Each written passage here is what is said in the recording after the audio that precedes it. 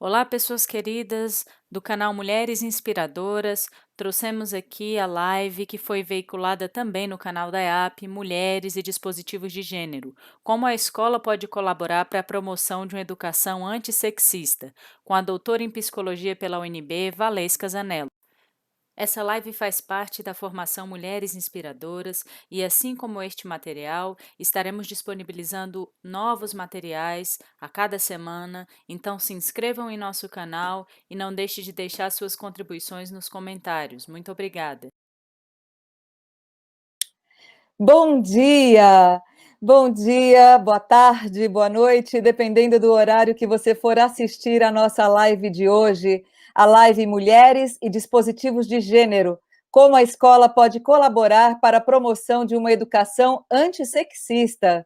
E essa live é parte da formação de 160 docentes matriculados no curso que integra, né, o programa Mulheres Inspiradoras, política educacional de valorização de mulheres a partir de práticas de leitura e de escrita da rede pública aqui do DF, né, do ensino no Distrito Federal. Ela está sendo veiculada pelo canal da EAP online, onde vai ficar gravado depois. E é parte de uma ação entre os cursos Mulheres Inspiradoras e o Maria da Penha Vai à Escola. Então, o objetivo deste encontro é apresentar aos professores e professoras cursistas os conceitos de tecnologias de gênero como performance e dispositivos para que compreendam como podemos atuar pedagógica e politicamente para promover uma educação e uma cultura antissexista.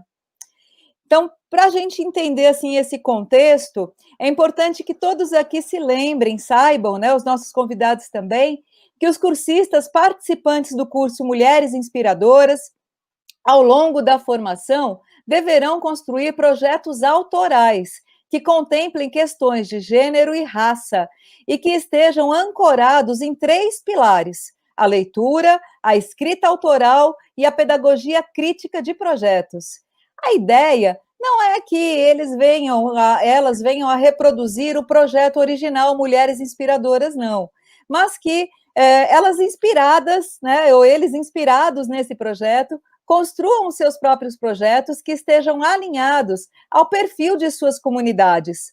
Nas aulas anteriores, foram abordados, né, pelas professoras do curso os seguintes temas: educação no contexto de pandemia, como lidar com o novo calendário educacional, o novo cenário educacional, e também pedagogia de projetos, uma alternativa transgressiva à educação, além de teoria social dos letramentos.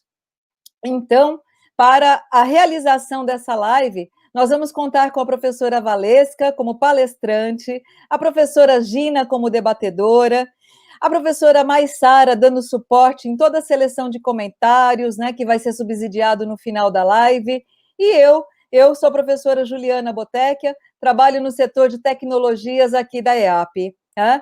E é com muito prazer que eu recebo todos vocês na nossa live aqui hoje. Então, a gente agora vai passar a palavra para a professora Maissara.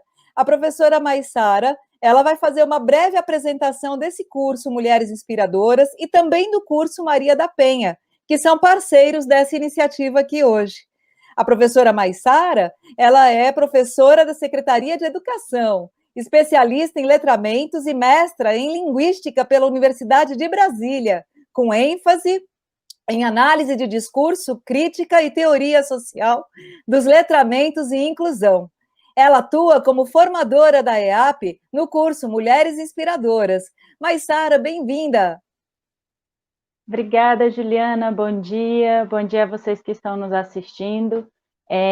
Para nós é um grande prazer tê-los aqui conosco nessa aula aberta da formação Mulheres Inspiradoras e dizer para vocês que a formação Mulheres Inspiradoras é parte do programa chamado Mulheres Inspiradoras, Política Educacional de Valorização de Mulheres a partir das práticas de leitura e de escrita na rede pública de ensino do Distrito Federal.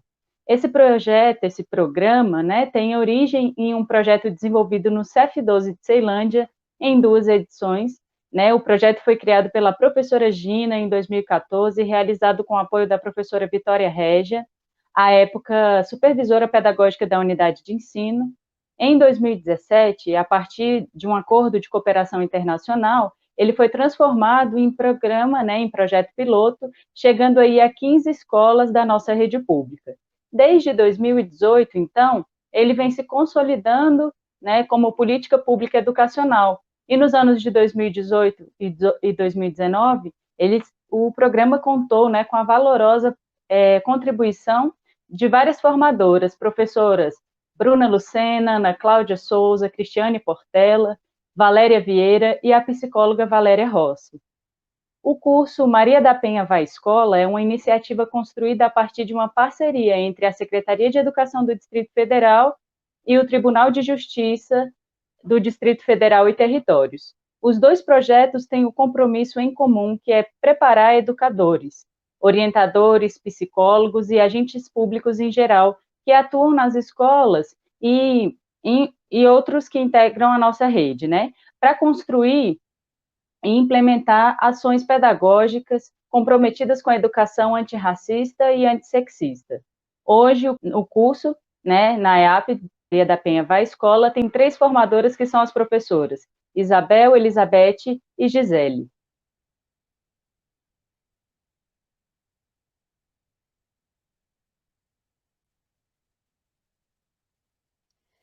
Muito obrigada, professora Maissara. Agora, a gente vai passar a palavra para a professora Gina, que é professora da secretaria também há 29 anos. Ela é graduada em Letras pela Universidade Católica de Brasília. Pela UNB, ela é especialista em desenvolvimento humano, educação e inclusão escolar, em educação à distância e em letramentos. É mestra em linguística, com ênfase em análise de discurso crítica. Eu queria perguntar para a professora Gina por que temáticas como as que a gente vai abordar hoje são importantes para que a gente construa uma educação antissexista. Olá, primeiro eu quero dar bom dia a todo mundo, agradecer a todo mundo que está nos acompanhando nesse debate. A gente está aqui de olho no chat, vendo que ele está bem aquecido, com muitas participações, professoras e professores de várias unidades da federação aqui do Distrito Federal, então sejam todas e todos muito bem-vindos. O nosso entendimento, a partir do currículo em movimento, né, e da pedagogia histórico-crítica, que é a base teórica do trabalho pedagógico da nossa rede, né, um trabalho que se pretende político-pedagógico, é que a educação precisa ter um compromisso muito grande com a democracia, com a cidadania e com a transformação social. É impossível a gente falar de democracia, de cidadania e de transformação social sem abordar categorias como gênero, classe e raça. E a gente entende que gênero é uma categoria decisiva e estratégica para a gente discutir uma série de questões, inclusive a aprendizagem. Então, na formação dos docentes, professoras e professores, é fundamental que a gente faça esse recorte de gênero para que a gente entenda qual a origem dessa cultura machista e misógina que nós temos. A gente sabe que o Brasil é um país que registra a cada hora e meia a morte de uma mulher pelo simples fato de ser mulher. A gente sabe que aqui no Distrito Federal, dentre as meninas que sofrem abuso sexual até 7 anos de idade, 80% dessas meninas são abusadas por pessoas próximas, da família, vizinhos, parentes. Todos esses dados devem chamar a nossa atenção para entender o que acontece dentro da nossa cultura para que situações como essas, que sinalizam uma cultura machista e misógina, sejam tão recorrentes. Então, na nossa formação, a gente está levando esse debate de maneira muito qualificada, e a professora Valesca Zanello, que eu tive o prazer de conhecer em 2015, no evento do qual nós participamos, e hoje eu tenho o prazer de dizer que nós nos tornamos amigas, parceiras nessa luta pelo direito das mulheres. Ela tem uma trajetória muito sólida, muito consistente, muito ética e comprometida nesse trabalho, e a gente entende que os temas que ela aborda relacionados a tecnologias de gênero, saúde mental e gênero, gêneros e dispositivos, são temas fundamentais para a construção de projetos político-pedagógicos devidamente comprometidos com uma educação antirracista e antissexista.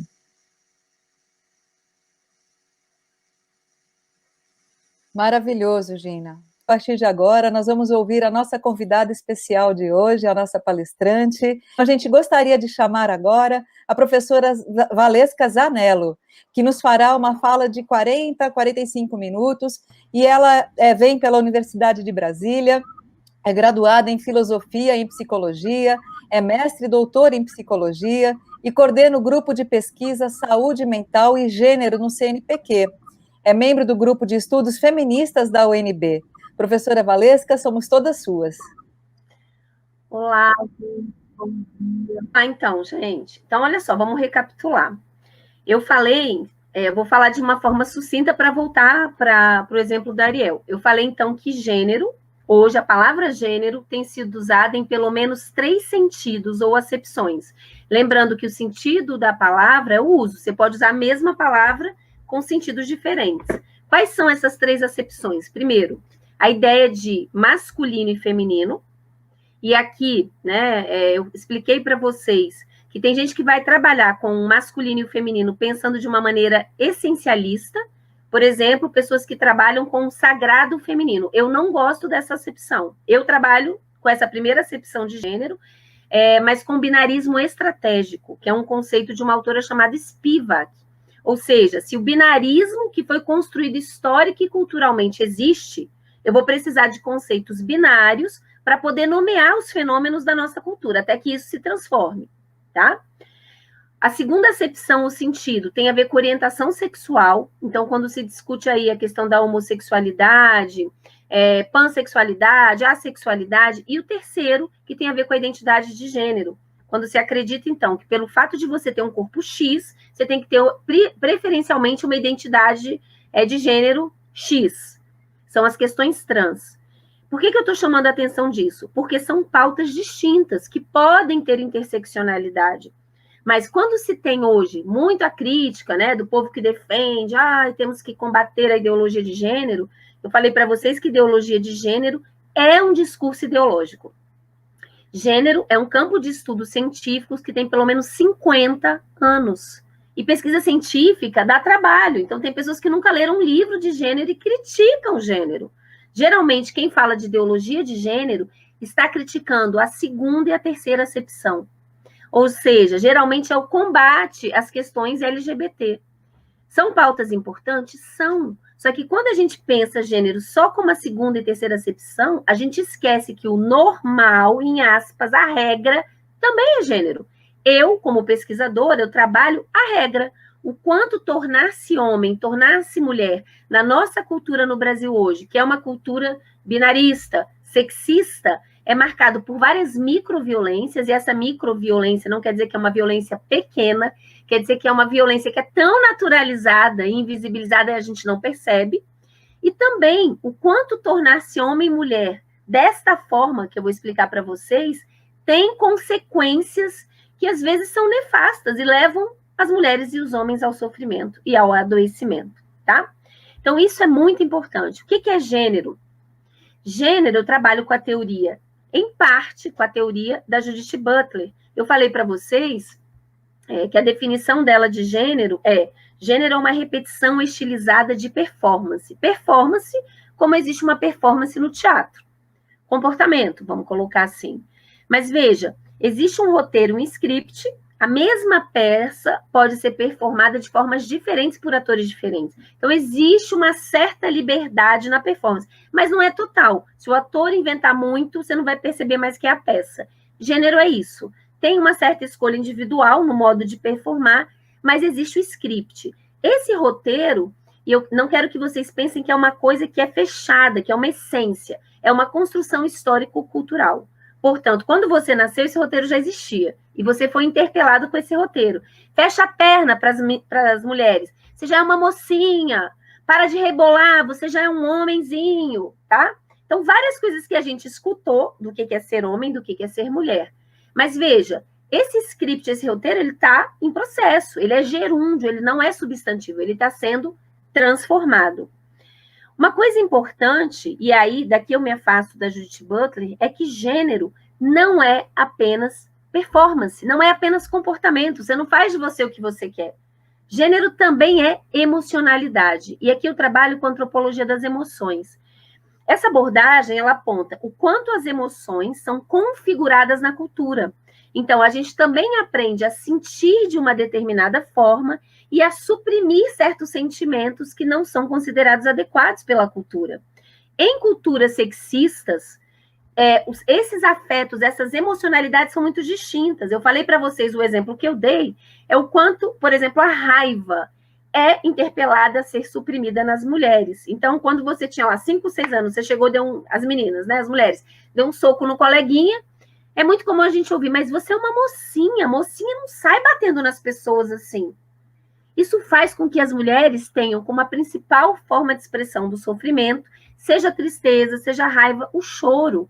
Muitas autoras apontam que o chorar para as mulheres tem a ver com uma raiva impotente. Veja, gente, a raiva é uma bússola existencial, assim como outras emoções que a gente pode até achar ruim sentir, mas são uma bússola existencial. Se alguém está pisando no seu pé e você ficar lá horas e você não empurra, seu pé vai ficar podre.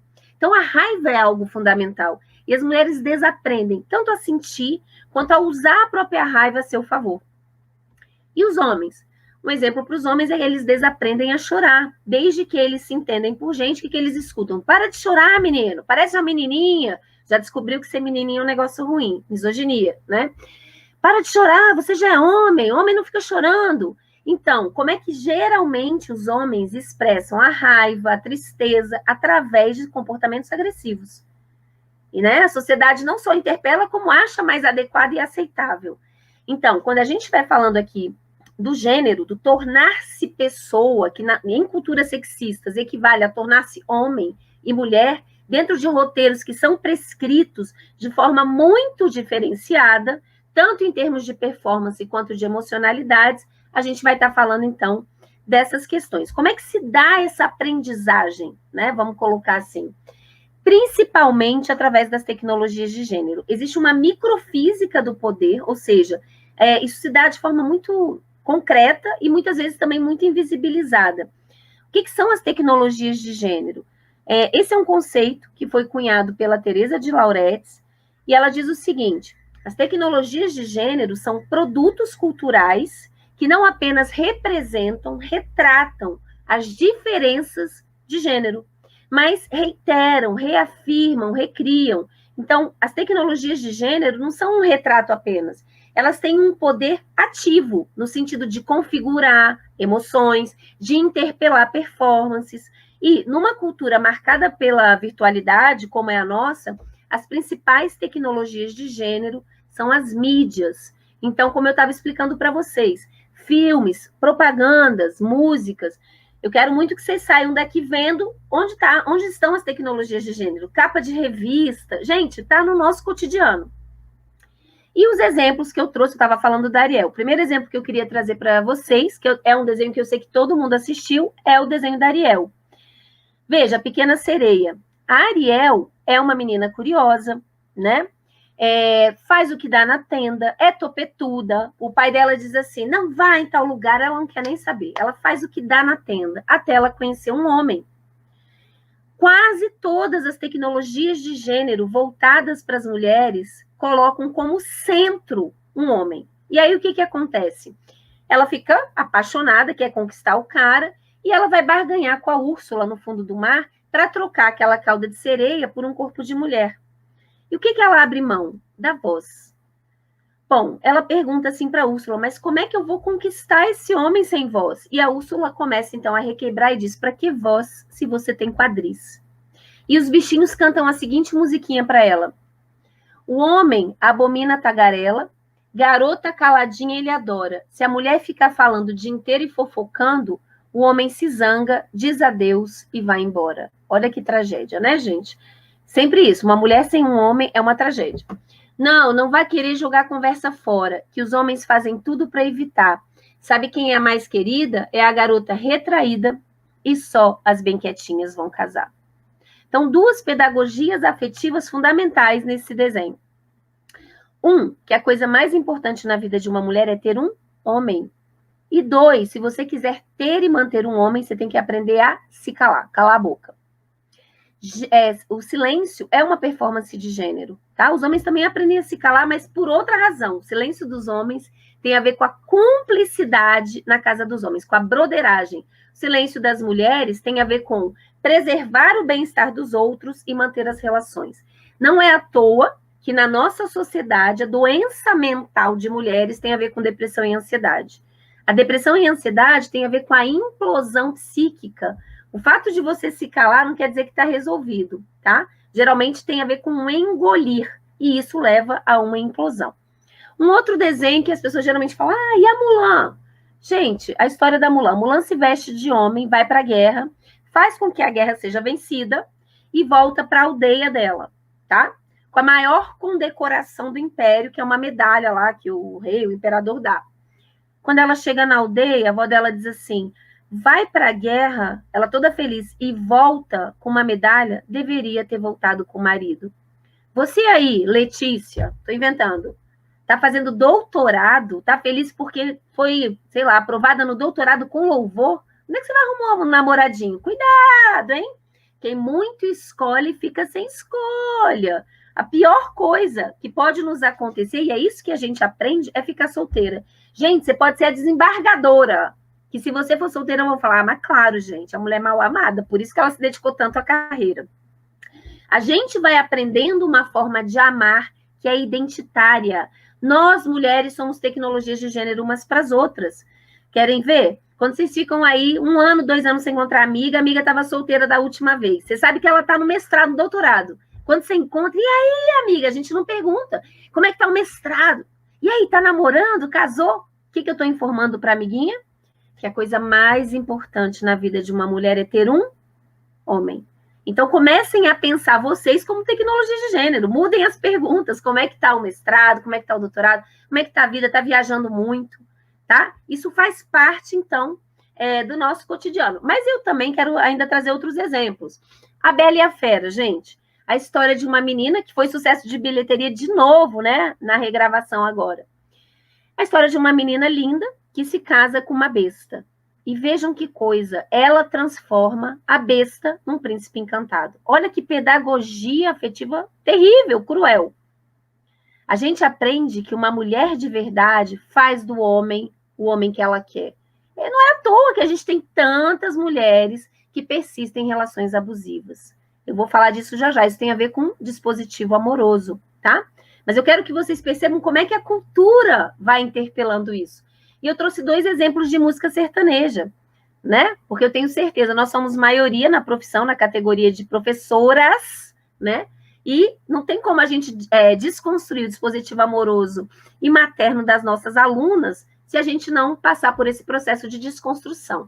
De 10 músicas sertanejas, 9, ou de músicas famosas no Brasil mais ouvidas, 9 são do estilo sertanejo. Então, são poderosíssimas tecnologias de gênero. Eu trouxe 2 famosas, tá? Uma se chama Homem de Família, do cantor Gustavo Lima. Olha a letra, gente. Nunca acreditei em amor à primeira vista. Até você aparecer do nada e arrancar minha cachaça com seu beijo de batom. Até você aparecer do nada. E quem diria que do carro agora até tirei meu som. E quem me viu se visse hoje não acreditaria que o cachaceiro virou homem de família, troquei a noite pelo dia. Se vocês olharem os vídeos na internet, as mulheres cantam isso, tipo, sonhando com que isso aconteça. Para que elas sejam aquela mulher que fez a diferença na vida desse homem. A gente vai ver que isso tem tudo a ver com a forma de amar que a gente aprende. Outro exemplo, Kleber e Cauã, se chama Quase a Música. Ela tentou usar uma roupa parecida, tentou o mesmo corte de cabelo, tentou, vou te contar onde ela errou. Ela errou quando o beijo não me arrepiou, quando o abraço dela não encaixou. O erro dela é não ser você, ela quase ficou entre você e eu. Então, também, as músicas sertanejas trabalham muito com essa ideia de que essa mulher fez a diferença e transformou esse homem, é a Bela e a Fera, para adultas, né? Ou a ideia de que essa mulher é inesquecível, que ele pode ter as mulheres que forem, mas aquela é a preferida. Lembrem-se disso. Essa dia de preferida e preterida é fundamental para a gente entender a forma de amar, que é interpelado em termos de emocionalidade e de performance nas mulheres brasileiras. E para os homens, principal tecnologia de gênero para os homens na nossa cultura, gente, é a pornografia, que é péssima. Mas olha só, é péssima não no sentido moral, tipo, que indecência, não vai para o céu. Não, o problema é que há uma erogenização da violência. Os homens aprendem, a gente não vai falar muito deles hoje, mas os meninos aprendem, e os homens, uma certa emocionalidade, e a principal delas é bem misógina, tem a ver com a objetificação sexual das mulheres. O que é objetificação sexual? É transformar a outra ou o outro em coisa ou pedaço de coisa. Tem a ver com a afirmação de um domínio, de um controle. Os homens não aprendem outras formas de se relacionar com as mulheres. Tanto é que um homem apaixonado, ele vai ser zoado por outros homens. É um homem que perdeu a masculinidade, porque ele passou a ser controlado por um sentimento, coisa de mulherzinha, né? Então é ruim, porque a nossa cultura é misógina, ou pior ainda, por uma mulher, tá? Bom, vamos voltar então para as mulheres. Eu espero que tenha dado para entender. Gente, a escola tem um papel fundamental. Então, com os exemplos que vêm nos livros didáticos, com as músicas que são usadas, com as brincadeiras, o tempo inteiro a escola é uma grande tecnologia de gênero, tá? E pode ser uma contra-tecnologia de gênero. Por exemplo, o projeto da Gina, Mulheres Inspiradoras, e o Maria da Penha vai à escola, a gente pode propor outras possibilidades identitárias para as meninas, né, no tornar-se mulher, fora desses dois dispositivos que eu vou apresentar aqui para vocês.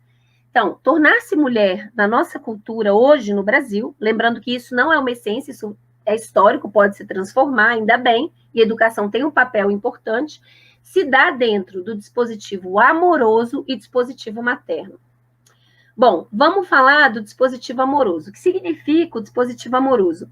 Significa o seguinte, que as mulheres se subjetivam numa relação consigo mesmas, mediada pelo olhar de um homem que as escolha. A gente terceiriza a nossa autoestima. Como assim? Eu criei uma metáfora para a gente tornar isso mais claro. As mulheres se subjetivam na prateleira do amor. E essa prateleira, ela é profundamente perversa, porque ela é mediada por um ideal estético que se construiu do começo do século passado para cá. Veja, nascer no século XIX, dentro do que era considerado ideal de beleza, bonita, era uma sorte estética. Tornar-se bonita ou se esforçar para ser bonita, hoje é um dever ético. Você pode estar ótima, mas sempre vai ter uma coisa para melhorar, tá? Então, o capitalismo, o avanço do capitalismo também fortaleceu essa prateleira. Isso é muito importante, porque leva as mulheres, primeiro, ao mal-estar consigo mesmas e a consumir. Qual é esse ideal estético? Branco, louro, magro e jovem. Gente, quanto mais distante desse ideal, pior o lugar na prateleira. Quem é que está no pior lugar da prateleira? As mulheres negras. E aí, isso tem a ver também com essa construção histórica racista, né? A Lélia Gonzalez vai falar da mucama. O que é a mucama? A mucama, ela é um híbrido de uma mulher que serve como objeto sexual para iniciação sexual, vamos colocar assim na casa grande, e ela é uma empregada doméstica. Então, uma relação aí das mulheres com as mulheres negras de extrema objetificação. Quanto pior lugar na prateleira, mais você é vista só na ótica da objetificação sexual. Mas junto com as mulheres negras estão as gordas, as velhas, as mulheres com deficiência, as mulheres indígenas. Elas são vistas como mulheres que servem para serem comidas sexualmente, mas não dignas de afeto, de serem assumidas, de serem apresentadas para a família. Não é à toa que no IBGE, quem fica mais sozinha na vida adulta são as mulheres negras. E não é por escolha, é por preterimento afetivo. Esse preterimento é construído em homens brancos e negros em relação a elas. Muitas vezes essa objetificação ela é tão intensa que ela leva a uma desumanização. Tá? Eu pesquisei grupos de WhatsApp masculinos ano passado, eu consegui 6 espiões, então não vai dar tempo da gente falar isso, mas assistam lá no meu canal do YouTube, porque eu mostro as imagens, inclusive a questão do racismo das mulheres negras apareceu muito claramente, tá?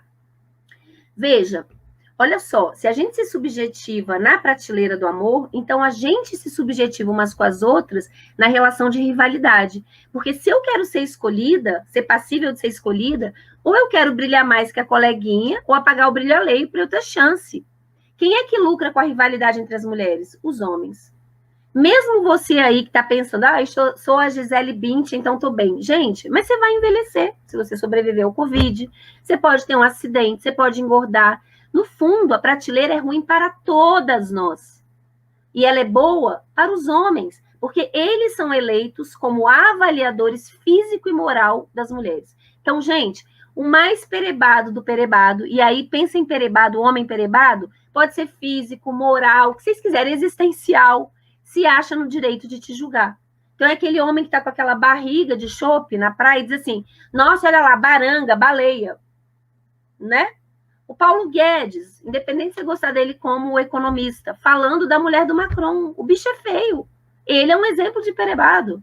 O cara, às vezes, é um canalha, um galinho, e fala, nossa, essa mulher é uma piranha. Então, isso tem a ver com o lugar onde eles são colocados.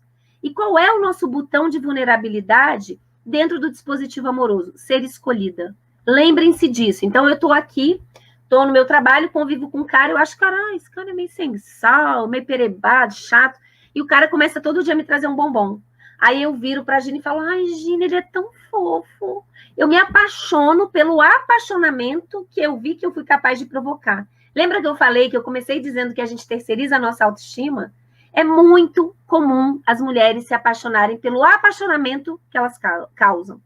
Veja, esse é um ponto importante. O amor é identitário para as mulheres como não é para os homens, tá? Essa é uma frase do meu livro que eu gosto muito e que diz o seguinte, na nossa cultura, os homens aprendem a amar muitas coisas e as mulheres aprendem a amar os homens. Gente, não pode dar certo.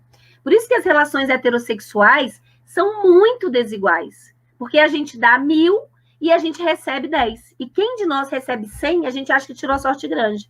Nossa, o cara na pandemia, ele faz os trabalhos domésticos, meu Deus, que mulher de sorte.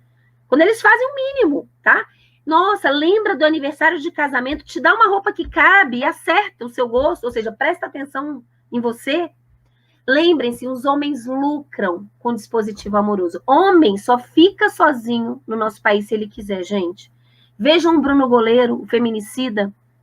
Ele recebeu mais de 500 cartas para ter visita íntima. Agora vai aqui na colmeia, no presídio feminino. Ninguém visita, gente. Isso é um ponto muito importante. Então, os homens lucram com o dispositivo amoroso das mulheres. E uma coisa que me impressiona na clínica, essa é uma frase também que está lá no livro, é como as mulheres transformam facilmente um perebado em príncipe encantado. E isso tem a ver com o se sentir escolhido. Então, quais são as frases que os homens usam? A música sertaneja, gente. Nossa, eu nunca conheci uma mulher como você. Nossa, você mudou minha vida, gente. Eu já casei várias vezes, mas você é diferente. A gente começa a funcionar no dispositivo amoroso, tá? Outra coisa importante, isso faz com que muitas mulheres se casem com casamento. Então, quando a mulher vai sentindo que está indo para trás da prateleira, tá lá com seus 28 anos, as amigas casaram. Gente, meu Deus, eu tô ficando solteira, eu preciso arrumar alguém. Isso é o dispositivo amoroso. O primeiro perebado que começar aqui dar bom dia é esse mesmo. E não só isso, muitas mulheres se casam com o perebado, acreditando, assim como a Bela e a Fera, que podem fazer do perebado um príncipe encantado. E, gente, isso é uma grande mentira. Se você casar com perebado ou com ogro, a chance de você morrer com perebadão é grande. A não ser que esse homem queira muito, vá para terapia, se esforce demais. Porque o que a gente aprende é que o valor da nossa mulheridade depende não apenas ser chancelada ao ser escolhida, mas manter essa relação. Terminar uma relação para uma mulher é fracassar na sua mulheridade. Por isso que muitas mulheres, mesmo quando saem de relações abusivas, pensam, gente, mas o que eu poderia ter feito diferente? Será que se eu fizesse o jantarzinho que ele gosta? Será que se eu usasse calcinha que não fosse bege? A gente se culpabiliza por tudo. Isso é construído pela cultura. Os homens são desresponsabilizados dos afetos, das emoções e dos comportamentos deles, tá? Então, esse é um ponto muito importante. Lembrem-se que o silêncio no dispositivo amoroso é fundamental. Então, assim, ai, amiga, para de brigar com ele, homem, tá tão difícil. Ele só te traiu uma vez, mas ele estava viajando, ele tinha bebido. Não, deixa pra lá, homem é assim mesmo. Então, a gente aprende a sempre se calar para manter o outro bem, as relações bem. Uma coisa importante também é que nós, mulheres, quando a gente tem outras paixões, por exemplo, pela carreira que seja. Em geral, a gente enfrenta uma encruzilhada. Porque quanto mais a gente investe na vida, na nossa carreira, mais a gente sente que desinveste na nossa relação afetiva e na constituição de uma família. Então, é muito comum as mulheres abrirem mão dos grandes sonhos, dos grandes planos para conseguir ter as duas coisas. Homem, quando investe na carreira e nos sonhos dele, ele está cumprindo com a masculinidade, ele é chancelado. Então, os homens podem gostar de muitas coisas, porque tem alguém cuidando deles, por eles e para eles. Então, um exemplo que eu dou no livro é o caso do Stephen Hawking, né? Aquele físico. Vocês conseguem imaginar uma física que tivesse a paralisia que ele tinha, né, degenerativa e tudo mais, e fosse casada 4 vezes, e a mulher ficasse lá, o homem ficasse lá limpando a bunda dela enquanto ela se dedicava à física? Provavelmente quem ia cuidar era a mãe, era a irmã, era a filha, qualquer outra pessoa, e uma mulher. Ou um Sebastiana Salgado, alguém imagina? Né? Que fosse para a África, ficasse lá 1 ano tirando foto, enviando as fotos, o marido aqui cuidando de 2 filhos, um dele autista, ou seja, que exige muito mais trabalho, e aí daqui 1 ano ela voltasse para publicar o álbum. Provavelmente Sebastiana Salgado ia chegar no Brasil, o cara ia estar casado com outra, e quem ia estar cuidando das filhas dela seria a mãe dela. Então a gente precisa falar dessa economia invisível, e o dispositivo amoroso é fundamental. Tem homens, às vezes, que ficam revoltados. Ai, mas como assim? Eu também sofro, né, no amor. Gente, eu não tenho a menor dúvida. Por exemplo, o homem, quando toma toco, sofre. Isso é humano, qualquer um de nós. Mas o homem não sofre por não estar amando com alguém. Pelo contrário, o homem aproveita, vai jogar futebol, tomar cerveja, curte a vida. Agora, eu nunca atendi uma mulher, em 20 anos de clínica, que não tivesse como queixa principal, ou uma das mais importantes, a questão amorosa. Vejam, até adolescentes, quando vão para a festa, se todas as amigas ficaram com alguém e elas não é que elas gostaram de um cara e tomaram fora, porque isso é ruim para todo mundo. Mas é que ninguém quis ficar. O que a gente escuta? Nossa, Valesca, ninguém tentou ficar comigo. Deve ter algum problema. A autoestima vai lá para baixo. Eu não terceirizei minha autoestima. Eu não dependo de ser desejada por alguém para eu me sentir desejável, amorosa, querida, gostosa. Mulheres adultas. Nossa, Valesca, tem 2 anos que ninguém se interessa por mim. Mesmo os caras que eu conheço no Tinder, ninguém quer namorar. Tô feia. Aí subentende, tô feia, tô velha, tô acabada. Então, a gente tem que falar da importância desse descentramento do dispositivo amoroso. Gente, isso é totalmente possível. E o projeto, né, Mulheres Inspiradoras, é um projeto que faz isso, que traz outras possibilidades identitárias para as meninas fora do dispositivo amoroso. Quer dizer que a gente é contra o amor? Não. Uma coisa, eu tô aqui, conheci um cara, pô, minha relação é bacana, a gente tem uma relação de parceria, pô, de repente eu vou morar com essa criatura. Isso é uma coisa. Outra coisa é, meu Deus, gente, tem 5 anos que eu não namoro, eu preciso arrumar um homem. Aí qualquer perebado vai ter chance. Vejam, numa cultura sexista como o Brasil, marcada por uma assimetria, como eu expliquei, a gente dá muito e recebe muito pouco, o casamento é um fator de risco para a saúde mental das mulheres. Mulheres casadas têm muito mais depressão e ansiedade.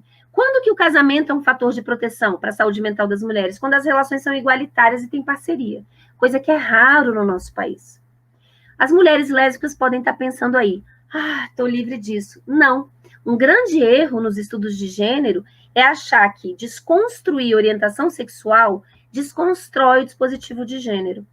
Gente, o que acontece no mundo lésbico? O que são 2 lésbicas? 2 dispositivos amorosos.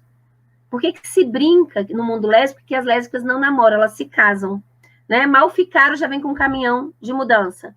Porque são 2 dispositivos amorosos. Agora, são relações mais simétricas, onde se dá e se recebe.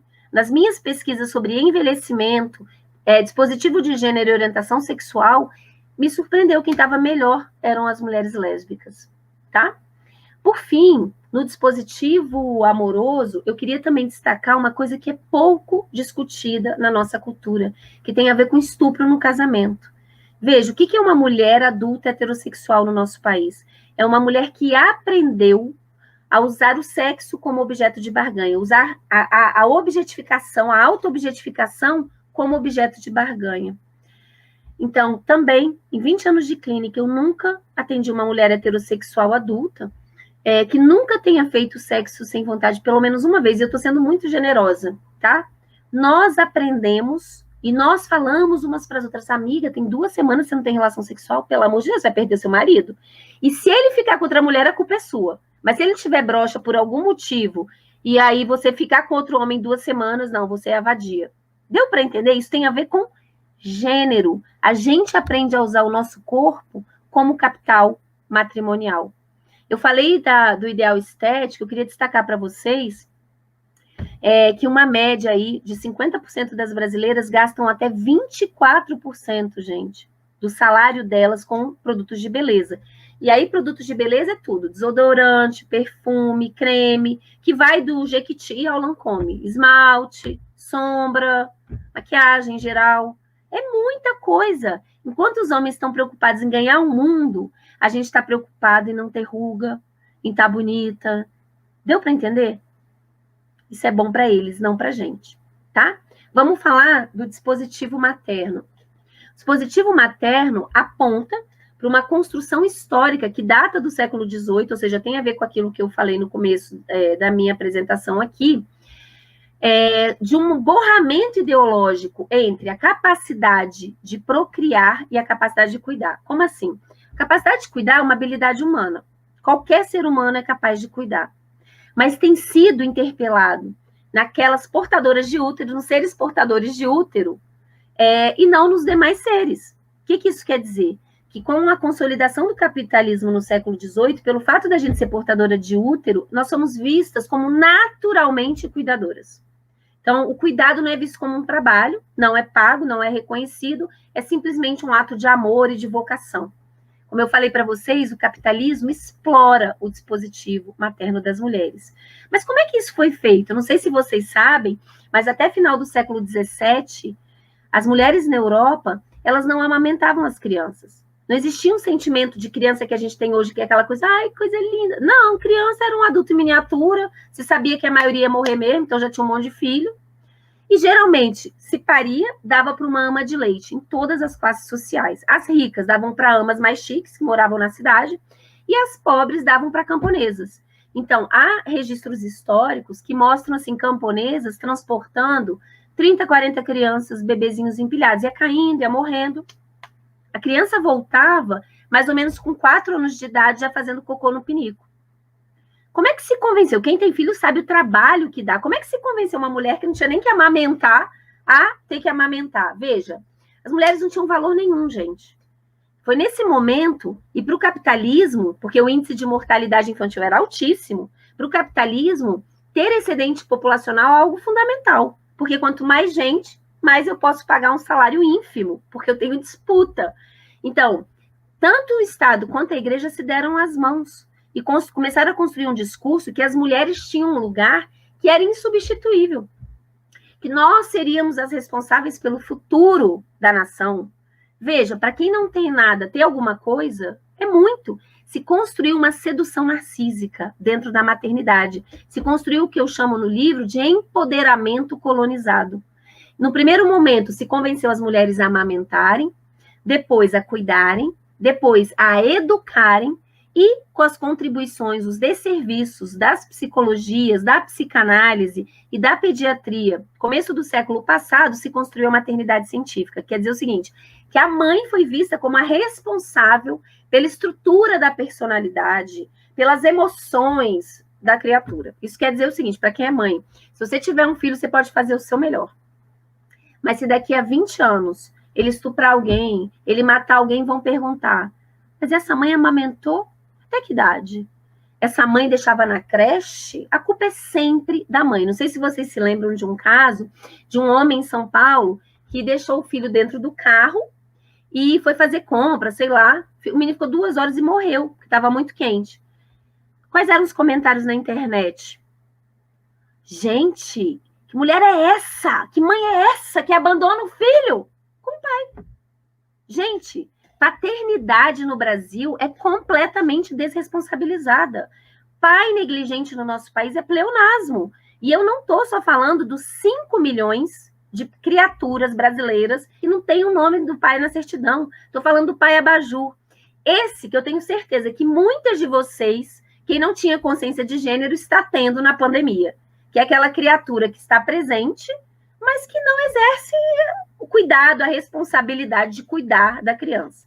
Na pandemia agora, muitas mulheres estão tendo a consciência, desenvolvendo a consciência de gênero, porque a pandemia não trouxe novidade, gente. Ela botou uma luva nas grandes desigualdades sociais, econômicas, raciais e de gênero, tá? E as mulheres estão estafadas. A gente está tendo uma pandemia de adoecimento psíquico que vai perdurar, inclusive quando acabar a pandemia. Vamos ter que responder a essa segunda pandemia na saúde mental, principalmente das mulheres.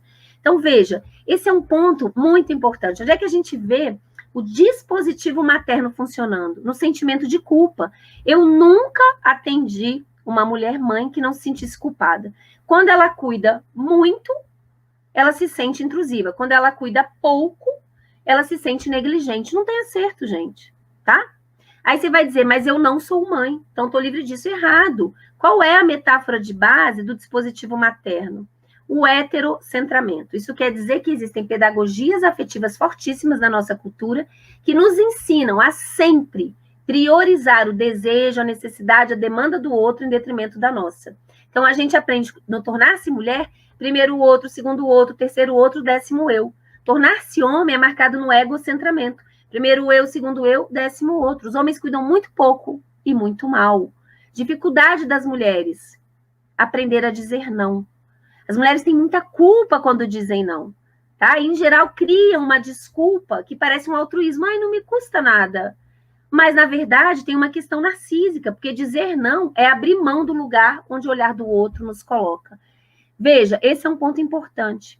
O dispositivo materno, como eu falei, ele é explorado pelo capitalismo. Então, como eu expliquei, mesmo mulheres que não são mães funcionam no dispositivo materno, porque se alguém adoece, quem cuida? É a mãe, é a irmã, é a prima, nunca é um homem, gente. E se você for solteira, na sua família não tiver filhos, mais ainda, se alguém adoecer, você vai ser chamada a responder desse lugar, já que você não tem vida, né? Veja, todas as profissões, eu já estou finalizando, todas as profissões no Brasil que passaram por um processo de feminilização no século passado, ou seja, onde as mulheres se tornaram maioria, sofreram um processo de precarização das condições de trabalho e do salário. Todas as profissões de cuidado, exemplo, professora, nutricionista, psicóloga, enfermeira, técnica de enfermagem, tá? A gente precisa falar disso, porque há uma hiperexploração do dispositivo materno. Você está reclamando por um salário mais alto? Poxa, mas é uma vocação ser professora. Então, existe aí um borramento desses afetos e uma exploração desses afetos pelo sistema. Isso é muito importante. Desenvolver a consciência de gênero, e aí eu estou pensando nas meninas, mas na categoria das professoras é algo fundamental, inclusive para avançar em políticas públicas e principalmente nos direitos como trabalhadoras, tá? Então, pensando na questão da educação, a gente trazer outras possibilidades identitárias, fora do dispositivo amoroso, ou seja, onde a biografia da mulher é só o homem que ela casou e quantos filhos ela teve, né? E o dispositivo materno é fundamental. Precisamos de mais gênias, precisamos de mais escritoras, de mais cientistas, mas é impossível a gente sonhar em ser alguma coisa que a gente desconhece. A escola é a chance que o Estado tem de entrar na vida de muitas famílias e tornar aquilo que é realidade em apenas uma possibilidade. Ou seja, plantar a semente do sonho. Plantar a semente da possibilidade, de se aventar a possibilidade de ser outras coisas que não sejam só a repetição daquilo que foi, digamos assim, aprendido dentro dessa cultura de massa dos dispositivos amoroso e materno. Bom, gente, era isso que eu queria compartilhar com vocês. Eu não sei se eu passei muito meu tempo, mas é isso. Não, tudo bem, professora Valesca. Inclusive, queria agradecer à professora Gina as interlocuções em relação ao tempo, né, por causa do som e tudo mais. A gente conseguiu, acredito, recapitular muito, né, e aproveitar bastante. Inclusive, o chat está bem aquecido, perguntas ali, debate assim, de grande musculatura. Eu me perdi um pouco no tempo, porque como teve que voltar, eu falei, imagina, agora, conta do zero. Tá bom. Não, Então tranquilo demais. Inclusive, vou chamar a professora Gina para, né, já aquecer ainda mais, aproveitar essa temperatura, né, e realmente fazer mais perguntas, né, para o nosso debate. Obrigada. Maravilha de debate, né, gente? Super qualificado. Então, eu já quero começar agradecendo, primeiro, a EAP e ao canal da EAP por propor esse debate tão relevante. Agradecer que a minha gerência, especificamente, que é a GOET, que aborda, né, os eixos transversais do nosso currículo. Agradecer a Valesca, maravilhosa. Agradecer a equipe que está nos dando suporte e dizer o seguinte, Valesca, eu estava aqui acompanhando, estou acompanhando o chat, a sua fala causou como sempre, né? Que bom. Sempre causa entre as mulheres e os homens, as mulheres se reconhecendo, se identificando. Teve uma fala aqui que alguém disse, gente, essa live é uma terapia. Que bom! É um portal, maravilhoso, né? A ideia é essa. Aí eu quero destacar uma coisa muito importante, gente. A Valesca desenvolve pesquisa sobre saúde mental e gênero há quase 30 anos. Ela é pesquisadora, psicóloga clínica, professora da Universidade de Brasília. É prata da casa.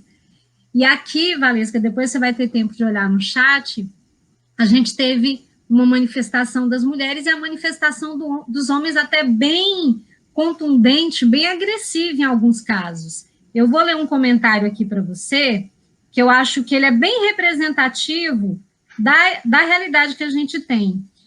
Eu não vou mencionar o nome da pessoa, porque o meu objetivo não é expor ninguém, mas a pessoa falou assim, para já esse vídeo, está desonrando a educação, por ser uma instituição da educação e que promove cursos da área de educação, para. E aí eu vou falar primeiro, um homem, eu vou falar primeiro como professora da educação básica na Secretaria de Educação, que conhece profundamente o currículo em movimento, que conhece profundamente o campo teórico a partir do qual ele se constitui. O nosso currículo, Valesca, é um currículo maravilhoso, que ele compreende a necessidade da gente reconhecer essas categorias, gênero, classe e raça, como categorias relevantes ao processo educacional. Além disso, a gente tem, relacionado ao nosso currículo, as teorias críticas e pós-críticas. Na educação, as teorias que não reconhecem gênero como algo importante são as teorias tradicionais, conservadoras, e que a gente já considera, inclusive, que devem ser superadas, porque elas acreditam que a aprendizagem é um processo neutro, que não é atravessado por questões sociais, políticas, econômicas, de gênero, classe e raça.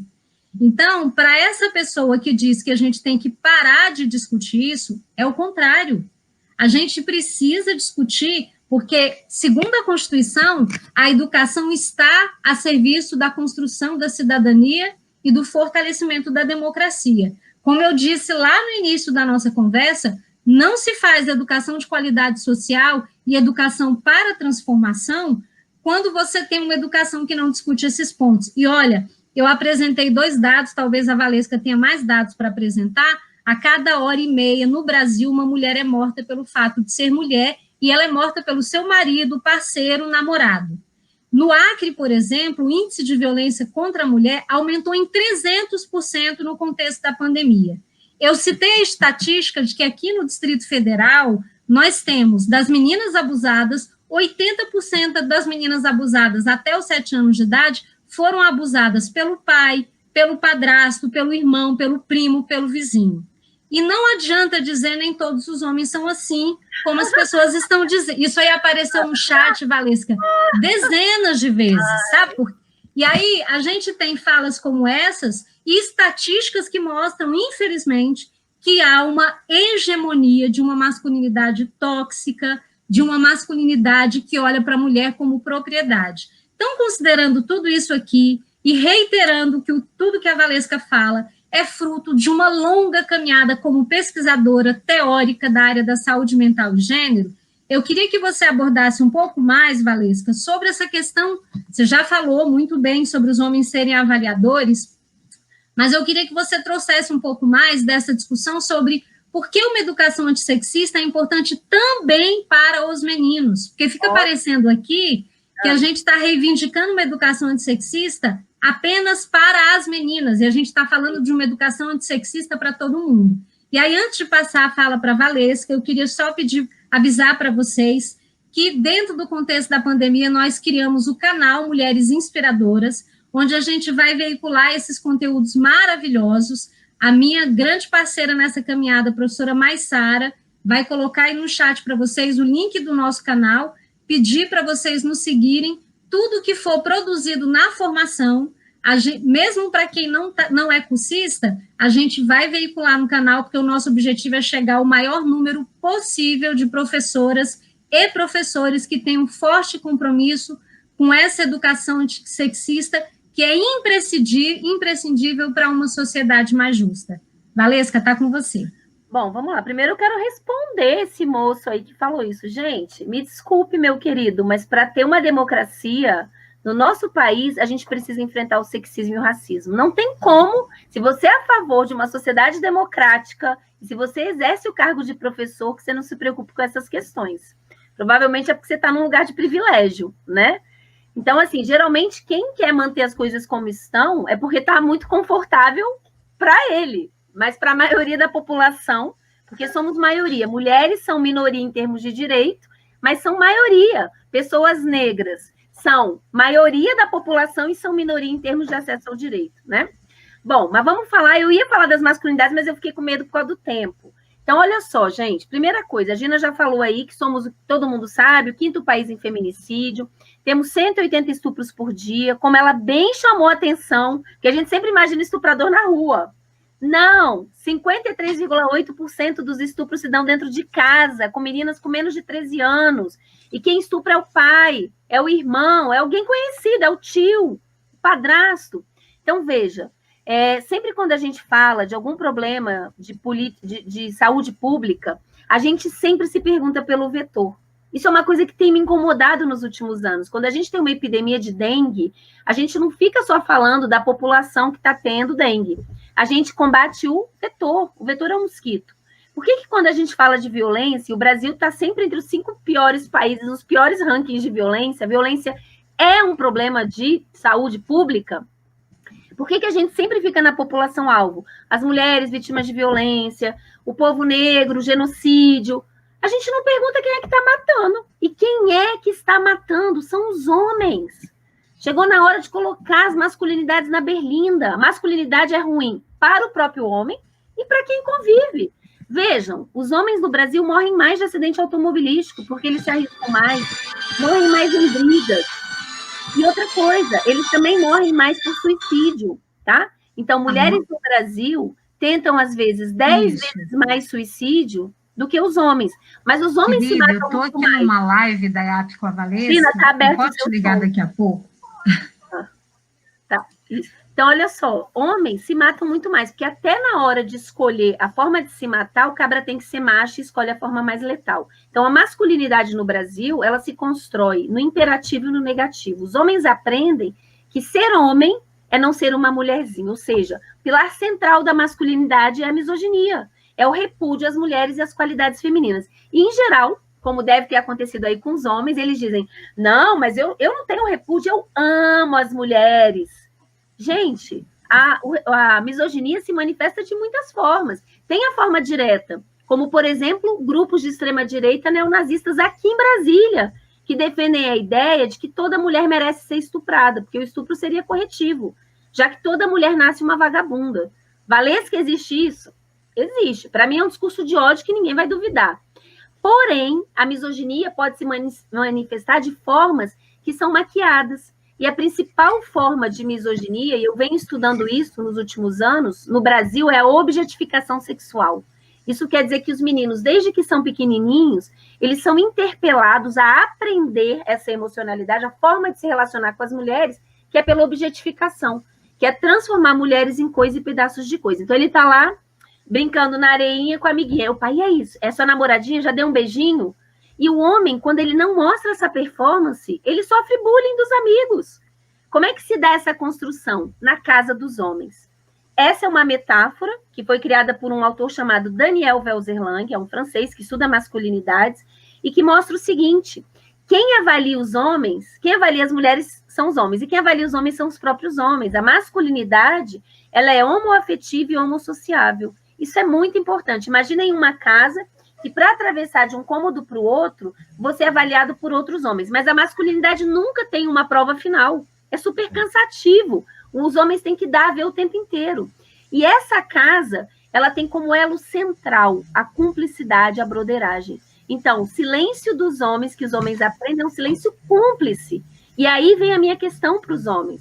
Quando você está num grupo de WhatsApp masculino, e não vem me dizer quem participa de grupo de WhatsApp masculino, isso nunca recebi. Imagens de mulheres nuas, vídeos de mulheres embriagadas e transando, que não podem ter dado consentimento. Isso é crime, é violência. Se você diz assim, mas eu não passei adiante, mas você tretou nesse grupo? Não? Então você é cúmplice. Você é um ótimo pai, separado, paga pensão, presente na vida do seu filho, mas você sai na sexta-feira para tomar aquele choppzinho com seu brother, que é um canalha, que não paga pensão, que nunca liga para o filho, você nunca falou isso? Você é cúmplice. Precisamos de vocês, homens, para desconstruir o sexismo. Só que a desconstrução dos homens não é o holofote, gente, porque homem adora um holofote, né, em geral. Ainda mais se for branco, hétero, que aí é um lugar bem de privilégio, quer ser o diretor da escola, quer ter a última palavra, é um negócio impressionante. Isso se reproduz em todas as esferas. A gente precisa de vocês tretando na casa dos homens, porque na casa dos homens a gente não tem acesso. Quer dizer, eu tive, porque eu consegui 6 espiões. Assistam lá a live sobre os grupos de WhatsApp. Então, construir outras possibilidades, também para os meninos, outras possibilidades identitárias das masculinidades é algo fundamental. Inclusive, as mulheres em outro lugar que não a objetificação sexual. Então, assim, desconstruir, gênero é sempre interrelacional. Desconstruir o sexismo é sim apostar na construção de uma sociedade mais saudável e com certeza mais democrática. Maravilha, Valesca. Resposta redondinha. Então, quero reiterar, nós que somos favoráveis a uma educação antissexista, a gente está preocupada com o desenvolvimento pleno e integral de meninos e meninas. Porque se os homens ganham o privilégio de serem avaliadores, de terem um ego gigantesco na casa dos homens, essas masculinidades tóxicas, como a gente aprendeu na nossa disciplina, né, Valesca?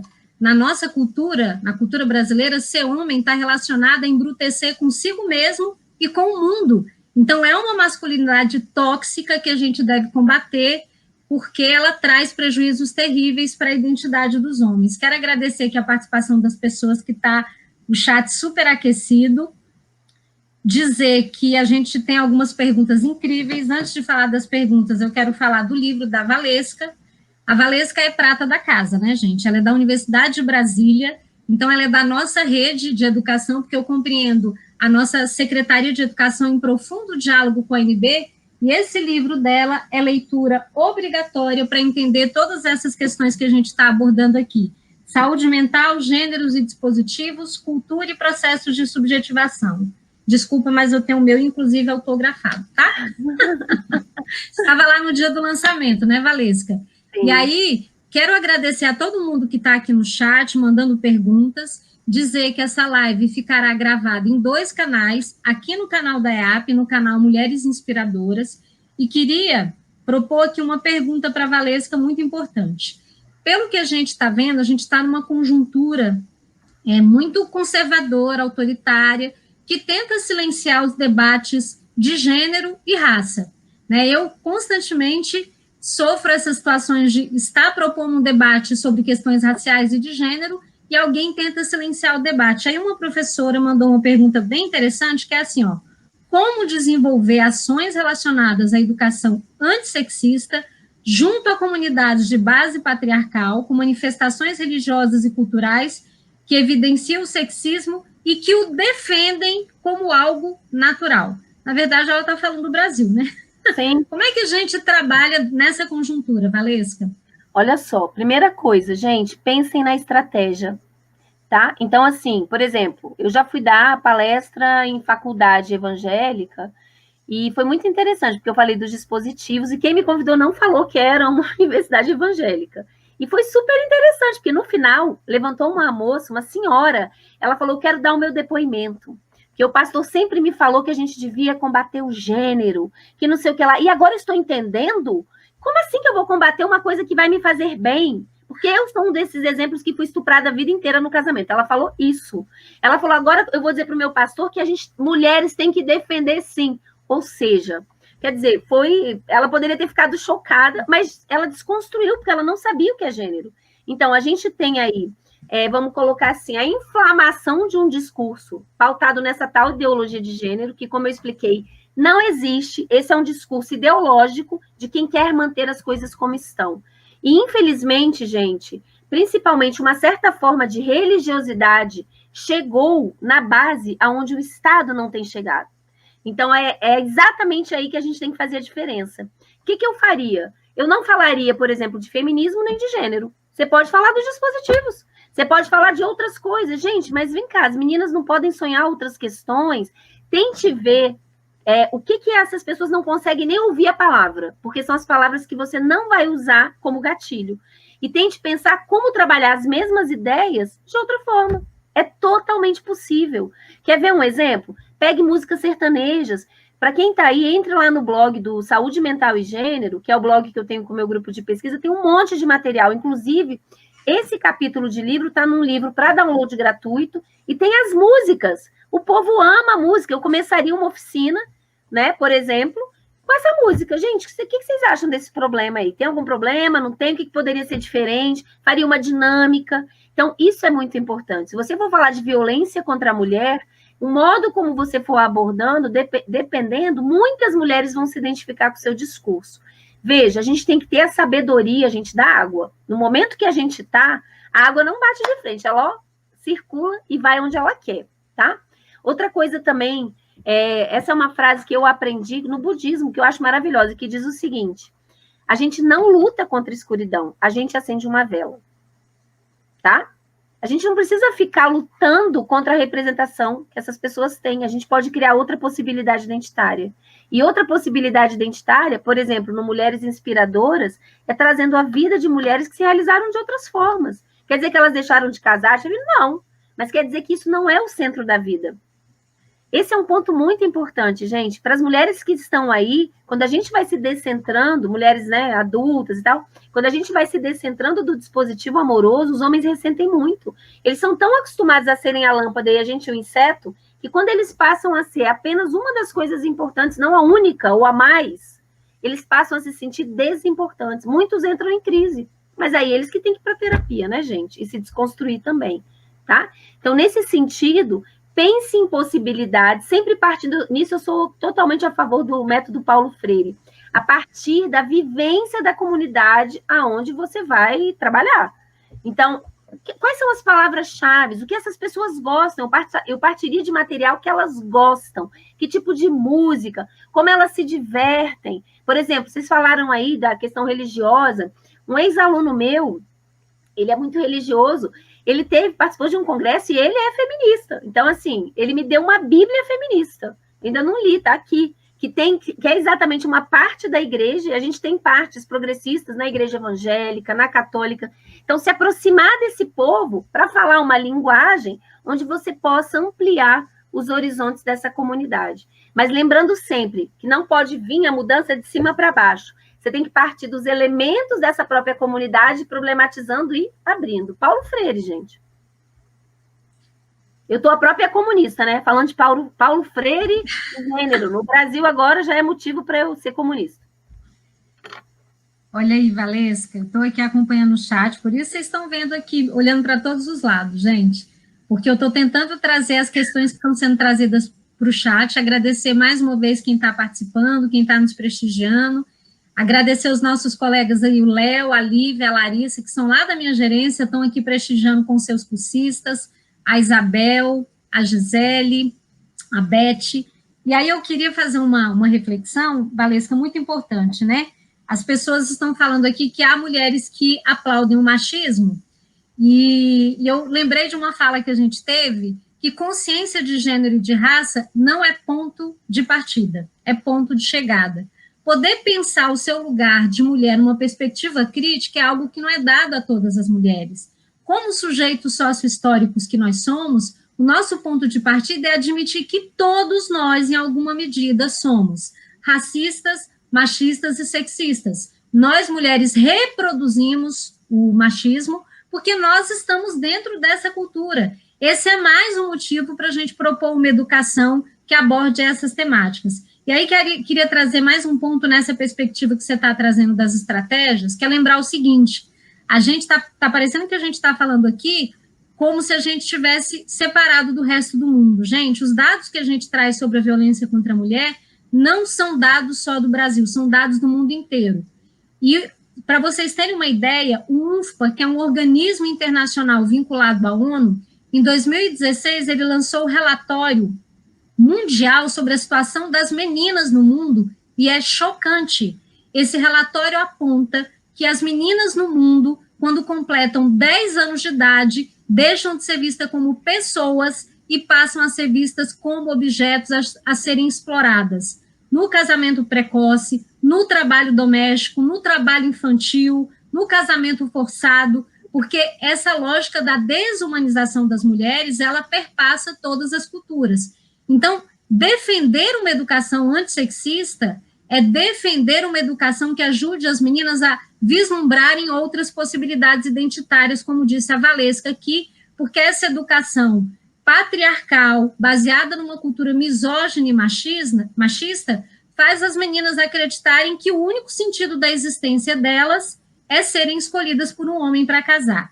E aí, pensando nisso, a gente já está com o nosso tempo quase estourando, mas eu queria que a Valesca abordasse duas questões fundamentais. Valesca, que eu sei que você fala brilhantemente. Eu acho que em alguma medida ela já abordou quando ela falou das estratégias, mas eu queria que você falasse sobre como trabalhar com educação antissexista, considerando que a BNCC omitiu termos gênero e orientação sexual, lembrando, inclusive, que houve uma pressão de grupos conservadores da sociedade para tirar o termo gênero da BNCC. E um outro ponto, Valesca, que eu queria que você abordasse, que eu acho que é muito precioso, é como fazer para as mulheres se desvencilharem desse dispositivo amoroso. Aí, e aí eu vou fazer o seguinte, ó, eu vou pedir o André para deixar só a Valesca na tela, vou fazer aqui as minhas considerações finais e depois eu peço para a professora Juliana encerrar. Então, eu quero agradecer mais uma vez a Valesca, que vai responder essas duas perguntas para a gente encerrar a nossa conversa aqui, agradecer a toda a equipe que nos deu suporte, agradecer a quem está nos acompanhando no chat e passar a palavra para a Valesca e logo em seguida para a professora Juliana, para a gente encerrar esse momento formativo aqui. Esperamos vocês no canal Mulheres Inspiradoras, esperamos vocês várias vezes aqui no nosso canal formativo da EAP. Muito obrigada. Bom, eu quero retomar a fala da Gina, gente, que, assim, é muito importante essa educação antissexista, e pensando nas interseccionalidades, sempre, de gênero, raça e classe social. Para vocês terem uma ideia, esse é um dado que não é muito conhecido no Brasil. O Brasil é o 4º país em casamento infantil. Então, a gente é comparado a países da Ásia e a países subsaarianos. E todos os dados, e a gente quase não tem pesquisa, todos os dados são produzidos principalmente por organismos internacionais e que mostram uma especificidade no Brasil comparado com essas outras realidades. Eles dizem que as meninas aqui no Brasil têm uma agência, diferente do que acontece em outros países, onde o arranjo é familiar. Então, os pais combinam e casam as crianças. Aqui, as meninas querem casar. E eu orientei uma dissertação de mestrado, entre no canal do YouTube, tem várias lives que eu fiz nesse momento agora da pandemia, então vocês podem fazer maratona, porque tem temas super legais com esse recorte da saúde mental e gênero, e um deles é o casamento infantil, e a gente entrevistou meninas do interior de Goiás, e quando a gente foi ver, grande parte dessas meninas são meninas negras e pobres, então são meninas que ainda têm um corpo jovem, capaz de barganhar na prateleira. E o que marca o casamento infantil é exatamente essa sensação de ter sido escolhida, é a oportunidade da vida. Quer dizer, é a oportunidade na falta total de ausência do Estado e da falta de oportunidades. Quando a gente tem uma perspectiva de gênero, de raça, de classe social, isso nos leva a entender os fenômenos de uma forma muito diferente e pensar em outras políticas públicas mais efetivas e eficazes. Em relação a mulheres sexistas, completando o que a Gina falou, exatamente, gente, a gente não é filho de repolho. Se você nasceu no Brasil, você é sexista e racista. A diferença é que algumas pessoas vão estar abertas para desconstruir. Mas eu chamo a atenção que as mulheres reproduzem o sexismo, mas os homens lucram com o sexismo.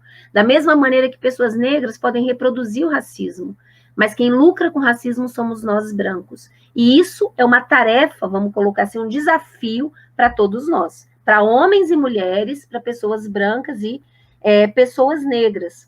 Sobre a questão de trabalhar, então, o sexismo, né, mesmo que tenha essa luta contra gênero e orientação sexual, você vê que sempre gênero vem entendida na segunda e na terceira acepção, sempre as questões LGBT, parecendo que aquilo que é normal, ou seja, o que está prescrito, dentro desse script, né, hétero, cis, normativo, não é gênero, a gente tem que exatamente problematizar o que é normal. Como eu mostrei para vocês, isso é pautado em vários tipos de microviolências e também pode levar ao adoecimento. Não é à toa que a gente tem os índices de violência no país e a persistência de mulheres em relações abusivas. Então, a escola é a chance que o Estado tem de fazer diferença na vida dessas famílias e, vamos colocar assim, na nossa sociedade. É totalmente possível, gente. Se proibirem, vamos supor que você more aí numa cidade interior e que tenha, sei lá, uma luta mesmo, entrando na escola, porque eu já ouvi histórias absurdas. Não use a palavra gênero. Você é capaz de trabalhar sem usar a palavra gênero. Você pode trabalhar com biografias de mulheres, você pode trabalhar problematizando coisas que acontecem na sua escola. Então, nunca percam a fé, vamos colocar assim, na capacidade de transformação das crianças. Criança é um bicho curioso. Então, assim, extremamente questionador. Eu trabalhei no projeto de filosofia com crianças aqui no DF, eu saí encantada. Eu pensava, gente, o que acontece? Que as pessoas vão perdendo essa capacidade de contestação e de reflexão. Usem isso a favor do projeto que vocês forem fazer e com coisas que vocês vão aprender, tanto no Maria da Penha Vai Escola, quanto no projeto Mulheres Inspiradoras. Sobre se descentrar do dispositivo amoroso, todo mundo me pergunta isso, porque você fica agoniado quando você consegue nomear, né? Gente, é totalmente possível, mas é um processo longo e árduo, tá? Em geral, coisas que eu indico. Para quem pode, psicoterapia numa perspectiva de gênero. Tem, para quem é aí de outras cidades, ou aqui de Brasília, não pode pagar, grande parte das universidades e faculdades que têm um curso de psicologia tem um atendimento à comunidade, ou por preços módicos ou gratuito. Então, procure ver na sua cidade ou perto algum lugar que seja possível. Segundo, grupos de mulheres. Montem grupos de mulheres. Comecem a falar das experiências de vocês. Para se desenvolver a consciência de gênero, como a Gina falou, né? Você não nasce com a consciência de gênero. Você vai tendo a consciência de gênero, ou às vezes pela dor, ou pela aprendizagem. Eu espero que seja pela aprendizagem, ajudar a nomear as coisas. Então, no grupo de mulheres existe o que a gente chama de técnica do espelho. Quando eu conto uma experiência, a Gina conta uma experiência, a Laura conta uma experiência, eu começo a perceber que isso não é um problema da Valesca. Eu deixo de psicologizar esse problema, no sentido de achar que é um problema da minha biografia, e eu começo a politizar o sofrimento. Politizar o sofrimento não é fazer ativismo com o sofrimento, você pode até fazer isso depois, mas é entender que existe uma estrutura que nos atravessa e que nos coloca em lugares de profundo sofrimento e adoecimento. Mesma coisa para as questões raciais. Quando uma pessoa tem consciência racial, letramento racial, ela percebe que certas coisas que acontecem são atos racistas e que não tem a ver com ela, tem a ver com a doença do racista ou da racista, tá? Então, nesse sentido, isso é importante. E terceiro, leiam. A leitura, quando você vai lendo coisas relacionadas a gênero, leiam um livro, vocês vão começar a nomear experiências, vão falar, nossa, eu sempre soube disso, eu só não tinha palavra, não tinha consciência que eu sabia. Isso faz parte da desconstrução. E tenham paciência consigo mesmos, porque não é uma coisa que agora você teve a consciência e mudou. É um processo longo, mas, gente, é profundamente libertador, tá bom? Entrem lá no blog do Saúde Mental e Gênero, repetindo, tem lá um monte de texto, vocês baixarem, livro para download gratuito, canal do YouTube. Tem um mini curso do livro no canal do YouTube, inclusive lá vai ter o capítulo sobre as masculinidades e dispositivo da eficácia. São 4 mini lives de 30, 40 minutos. Então, assistem, tem vários temas interessantes, inclusive a Gina fez uma live comigo lá, tá? E toda quarta-feira, às 9h30 da noite, eu tenho feito uma live com este recorte no meu canal, na minha página do Instagram, que é Zanello, @ZanelloValesca. Participem, assistam lá também, que a gente tem feito coisas bem legais. Inclusive, um deles foi sobre violência contra a mulher e impacto na saúde mental. Então, um beijo, gente. Estamos juntos e juntas e vamos resistir. A gente tem um papel fundamental na transformação da sociedade como ela está. Maravilhoso, maravilhoso, professora Valesca. Eu tenho aqui que encerrar, infelizmente, né, uma live de tanta importância para nós hoje. E antes de acabar, eu gostaria de comentar com todos os cursistas, com todas as pessoas que estão passando por aqui na live, que estão nos assistindo, que essa live fica gravada aqui no canal da EAP e que você vai poder assistir, ver, rever, quantas vezes quiser, por conta das reflexões irem sendo amadurecidas. Você pode, inclusive, se inscrever no canal da EAP e marcar ali no sininho para ser avisado sempre que houver novidades aqui. Então, eu encerro, né, com muita tristeza no coração, por um lado, e por outro lado, muito feliz. Aviso a professora Valesca também que a gente colocou ali no chat, né, o seu blog, né, o endereço do blog direitinho, para que as pessoas possam pesquisar, né, assim como o nome do livro. E a gente, assim, agradece muito esse presente, né, de saber de tantos outros dispositivos lá no seu canal, e queria realmente agradecer por suas ricas contribuições, inclusive com algumas falas do chat, né, onde as pessoas participam dizendo que adoraram, porque foi maravilhoso. Obrigada, Valesca, obrigada a toda a equipe da EAP, que nos proporcionou este momento tão valioso para a evolução de todo ser humano, e a gente vai deixar de ser perebado, nós todos, né, nós todas que temos esse tipo de situação. Acho que é importante fazer essa autorreflexão também, né, em que ponto que eu estou sendo perebada ali, né, e desconstruir isso conosco. A educação é importante nesse sentido, e a gente gostaria muito de agradecer, inclusive por você, professora, trazer uma discussão tão importante para a gente aqui hoje, né? Então, procurem, por favor, os cursistas, né? Podem procurar as suas formadoras, né, no curso, né, lá no Moodle, lá no AVA, né, e a gente encerra, então, agradecendo e deixando para vocês esse presente, né, a live da professora Valesca Zanello no dia de hoje. Muito obrigada.